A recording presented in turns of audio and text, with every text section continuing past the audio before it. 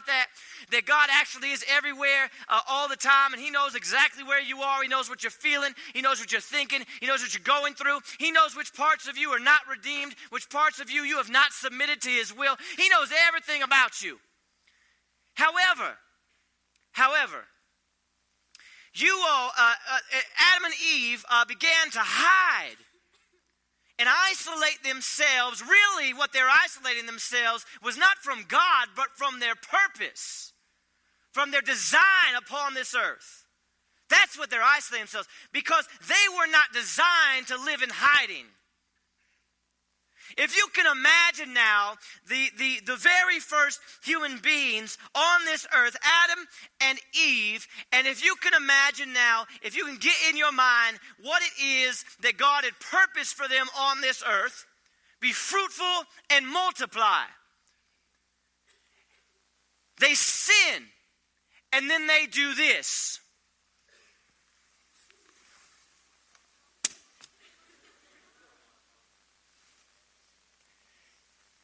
Now, do you see how this is contrary to the purpose that God had for them?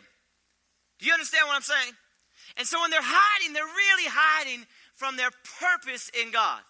And so as you return now to the city, I need to make sure that you understand that what God is doing, he's not just doing it in you as an individual, he's doing it amongst the 550 young people that are here this weekend.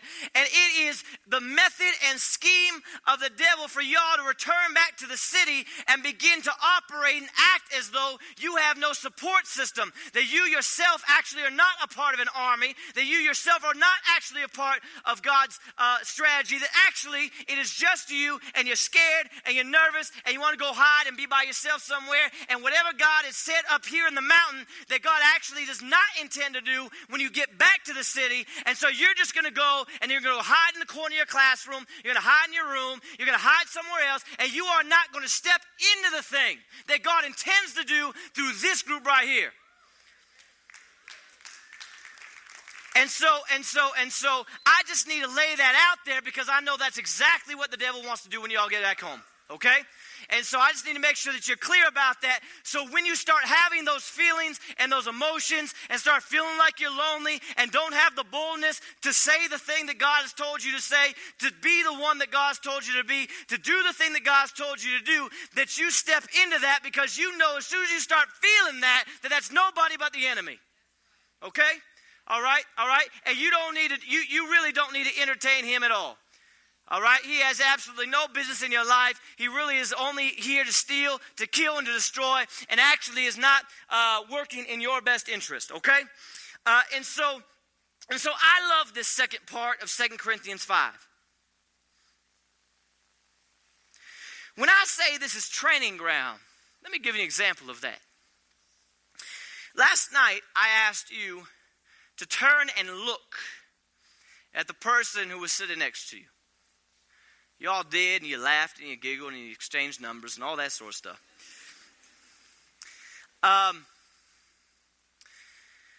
But listen to what he says. Now he's speaking. He's speaking to a people. He's speaking to a church. He's speaking to a united camp that really understands, that really has been filled up, that really is full and is beginning to fall over.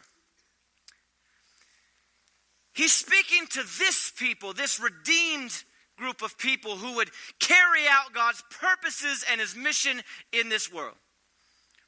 And he says this about your training. So listen to what he says. He says, so verse 16, so from now on,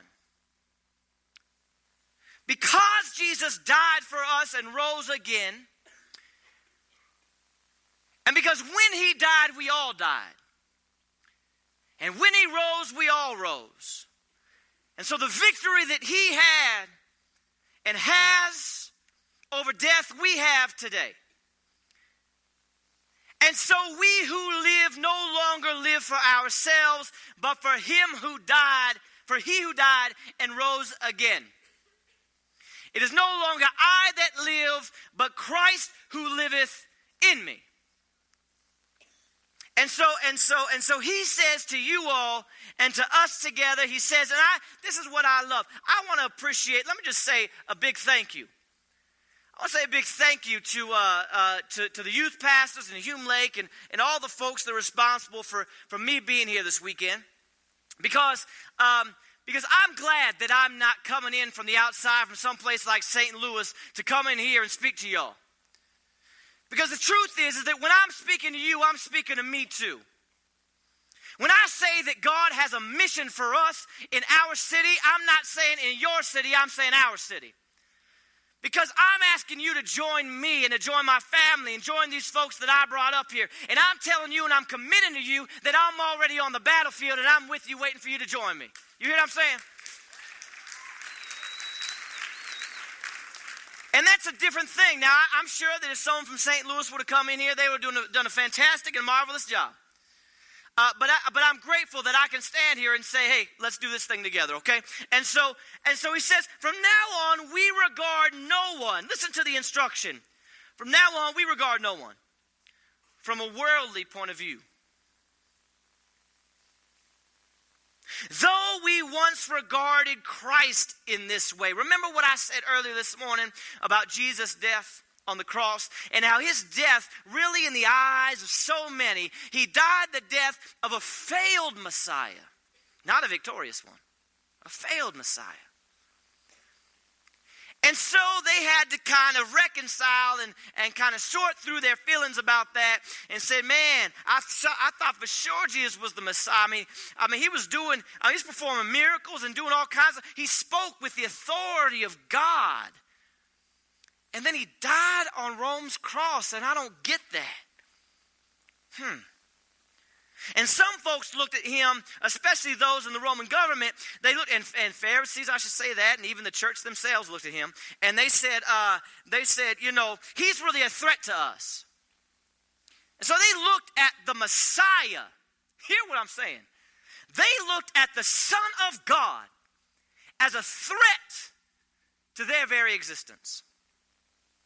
They thought to themselves, here comes another rabble-rouser. Here comes another troublemaker. We've seen folks like his kind come through here before. We're just going to do what we've done to other folks like him. Going to hang him on a cross. And he did. He died.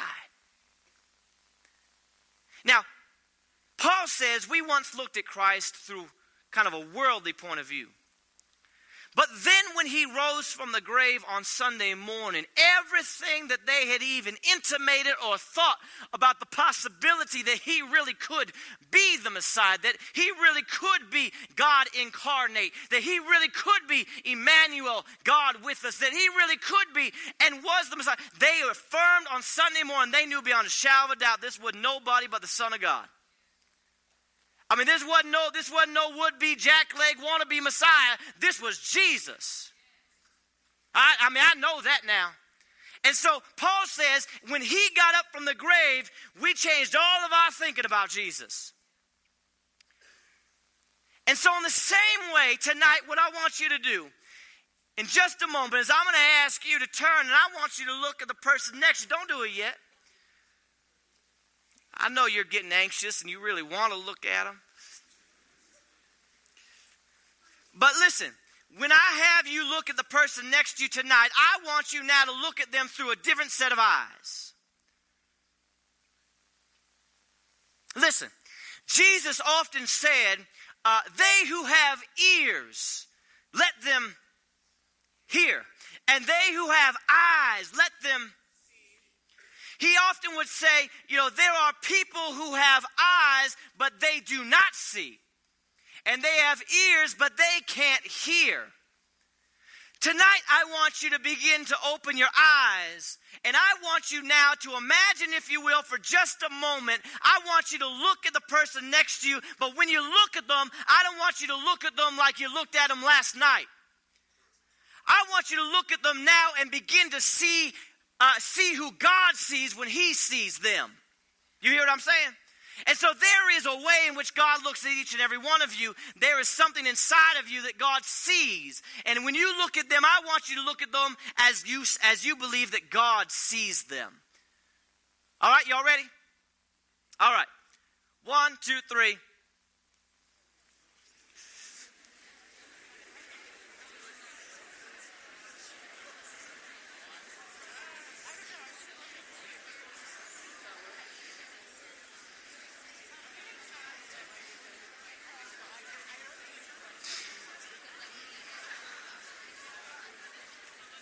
All right.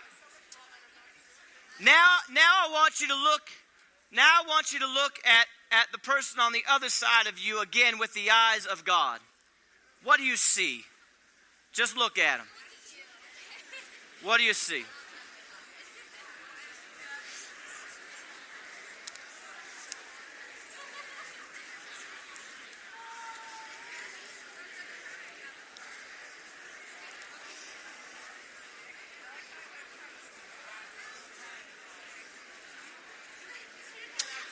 All right.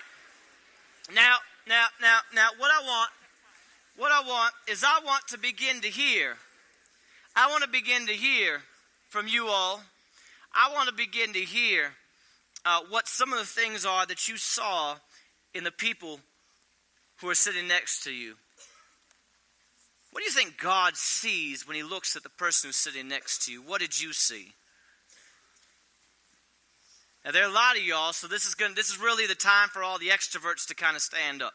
Because, this is like, I have no fear in speaking in front of 550 people. So, what did you see? Beautiful. I have so much love for the people around me that I don't know what to do with it. I have so much love for the people around me that I don't know what to do with it. What else did you see? What does God see in the people around you? What's that? No fear. Fearless. Is someone over here? Passion. There is great passion stored up in the person next to you. Faith. There is great faith. I saw the faith that's deep down inside of them. Righteousness. I saw that they really stand for God. Courage. I see them set apart. You're trying to say something. Courage. Love. I see great love in them. In the back. I see someone who is inspired and inspires others. My man. I see a leader when I look at them. In the back there. Yes, sir, the camouflage. I saw love. Yes, right here. I see potential. I love that. I see potential. Now listen to me. Listen. When you see somebody who you see and you look at their eyes, you look through their eyes, you see potential. That ought to be an encouragement to the one who is the subject of that word. Because you need to know that you actually are not stuck where you are. That's what potential really means. It means you're not stuck. It means there's so much more in front of you that God already sees in you. Maybe two more. Others. I see humility. They know that when God does great things through them, that it is not actually them. It is God. Outstanding. One more over here. Integrity. That's great. All right, hands down. That's just beginning slightly to peel away a little bit. Did you hear what your brothers and your sisters said? Integrity, love, passion, inspiration, leadership, potential, beauty.